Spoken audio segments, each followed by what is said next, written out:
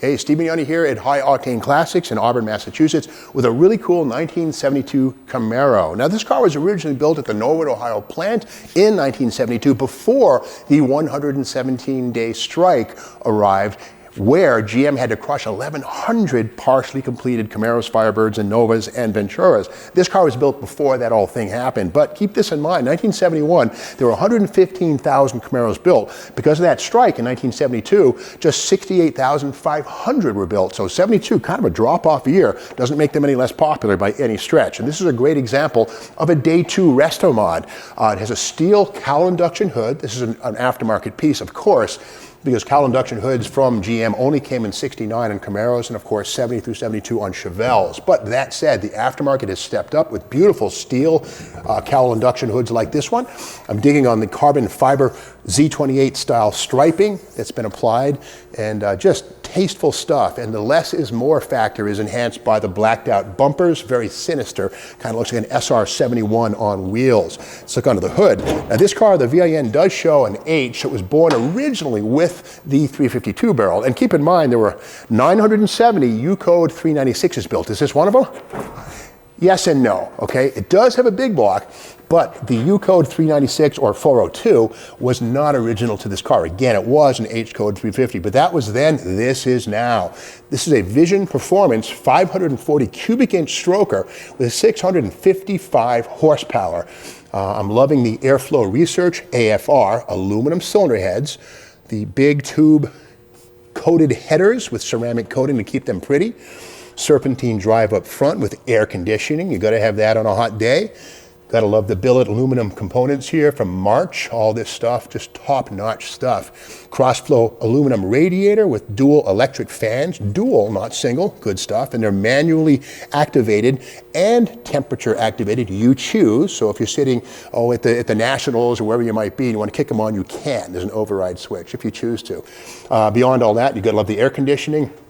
The MSD pointless electronic ignition system, and most importantly, this one does have a fast throttle body and EFI system hiding underneath this aluminum billet air cleaner. That's a fast EFI fuel injector. So it has all the performance of a carburetor, but with the quicker startup and cleaner idling of fuel injection.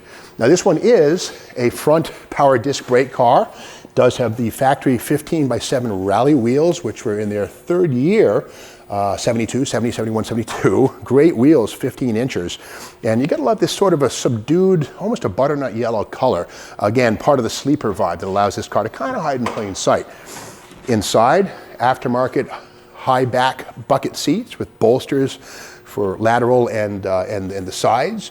Keep you in place on the road course.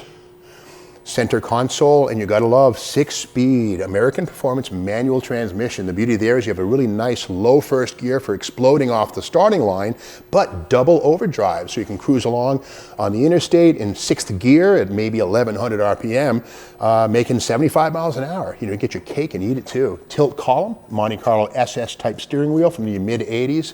Classic, keep it in the family stuff. Dashboard's kind of cool. Has the rally gauges, and check this. Kind of a nice LED or effect there where the lights glow at you in blue. Day or night, easily seen. Gotta love the Cobalt series autometer gauging, of course, tachometer, speedometer, it's all there. Oil pressure, water temperature, it's all there to watch and keep track of. Quarter panels are nice on this one. Again, we see the 15x7 rally in the back, and something kind of cool. Mickey Thompson drag radials right here. The beauty of the drag radial, of course, is the soft rubber compound for good straight line traction, but the radial construction makes them very capable of going around corners, unlike the old wrinkle wall slicks where you're kind of, you know, manning a barge if you weren't going straight. Gotta love the tail effect here, the carbon fiber style striping in effect on the back, and blacked out rear bumper. Again, less can be more. Underneath, 9-inch Ford rear axle with an American or Detroit speed sway bar, traction bars beneath the heavy duty leaf springs, big Flowmaster exhaust system, dual pipes, very minimal back pressure, great sound. This thing is an animal. Again, 540 cubic inches, 655 horsepower. Take a peek in the trunk. That's what we find here. Yeah, nice presentation, steel, Zolatone, nice steel trunk and just a great example. It has the D80 trunk spoiler, which was an option on Camaros in 1972.